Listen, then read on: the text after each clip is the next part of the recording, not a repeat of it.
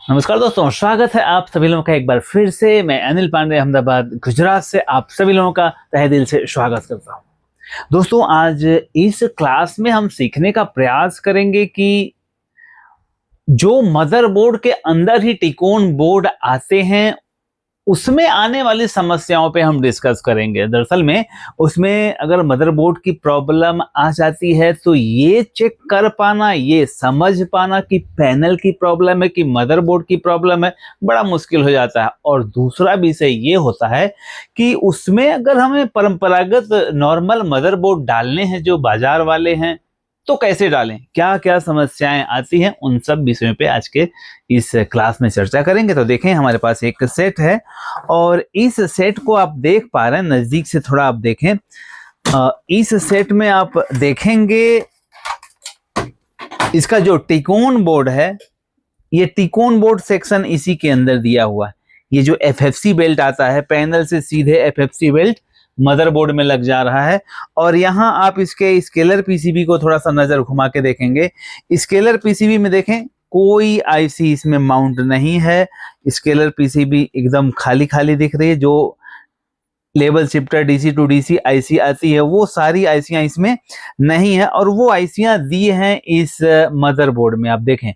और पूरा जो टिकोन का सेक्शन है वो आपको यहाँ दिखाई दे रहा है। यहाँ पे लेवल शिफ्टर आईसी है, ये डीसी टू डीसी आईसी है। तो ये मदरबोर्ड में जब प्रॉब्लम आती है तो उसे चेक करना थोड़ा सा मुश्किल होता है। ये कैसे चेक करें, देखें, हमने इस सेट को चालू किया और चालू करके इसके सिम्टम्स को मैं पहले आपको दिखाऊंगा। देखें, ये इसका सिम्टम्स ये है कि सेट चालू होगा।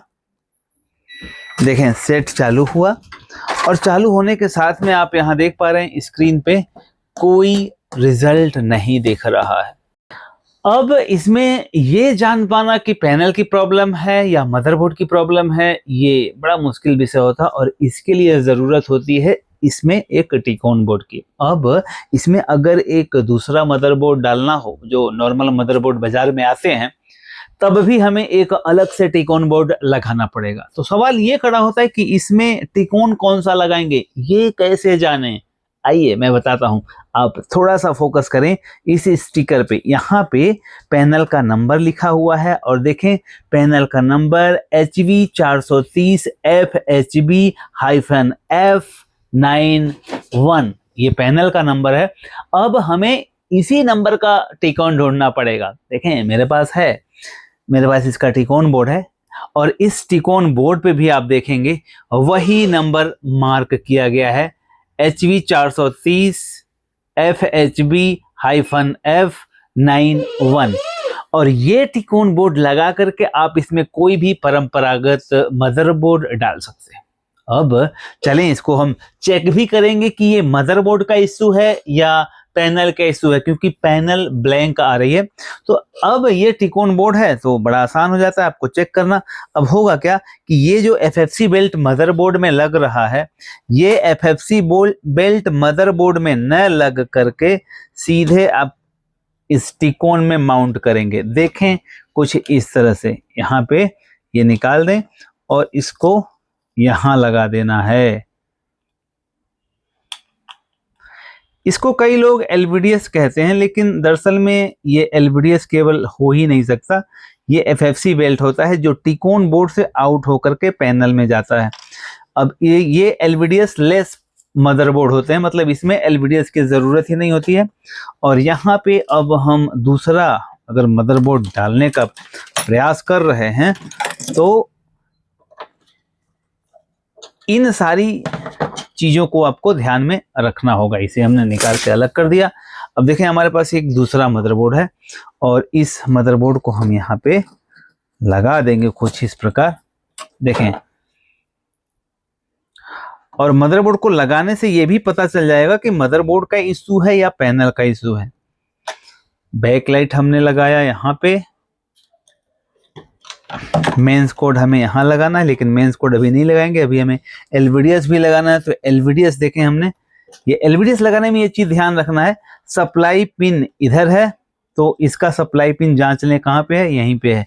तो ये सप्लाई पिन जो है इसके हिसाब से रहे, यहाँ से सप्लाई पिन मैच करा लें।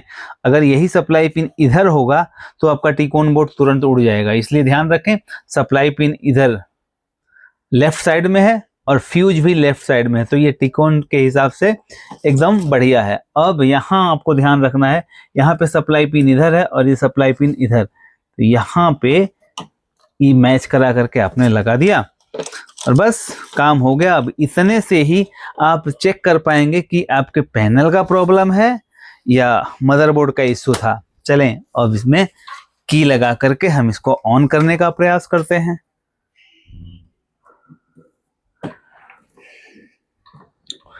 इसको ऑन करने के लिए हमने की लगा दिया, सेट को हम चालू करेंगे और चालू करने के बाद यहाँ रेड इंडिकेटर आएगा। रेड इंडिकेटर अभी तक नहीं आया, मतलब आना ही चाहिए।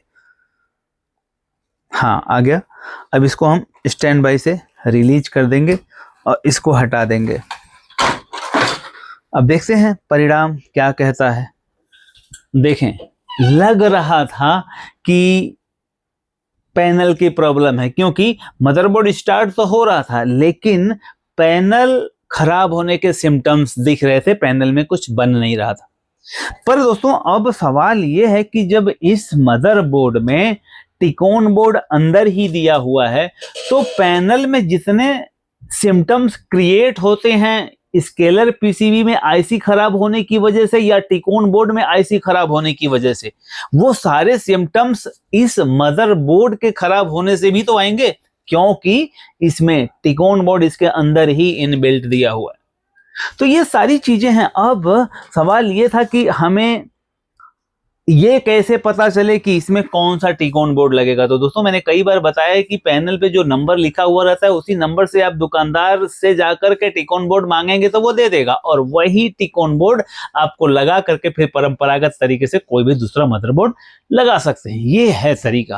अब इसमें आपने देखा कि हमने मदरबोर्ड डाल दिया, एक टिकोन डाल दिया, चेक हो गया पैनल ठीक है, मदरबोर्ड खराब था। अब इस मदरबोर्ड में क्या खराब होगा ये एक अलग विषय है, इसे एनालिसिस करेंगे तो वो भी पता चल जाएगा कि इसमें क्या गड़बड़ी है। तो पहले इसको देख लिया आपने कि यहाँ पे इन जिस मदरबोर्ड में टिकोन बोर्ड रहता है उसके अंदर दूसरा मदरबोर्ड डालने के लिए आपको उसके कंपैटिबल टिकोन बोर्ड लेना पड़ता है, उसके बाद आप कोई भी मदरबोर्ड डाल सकते हैं।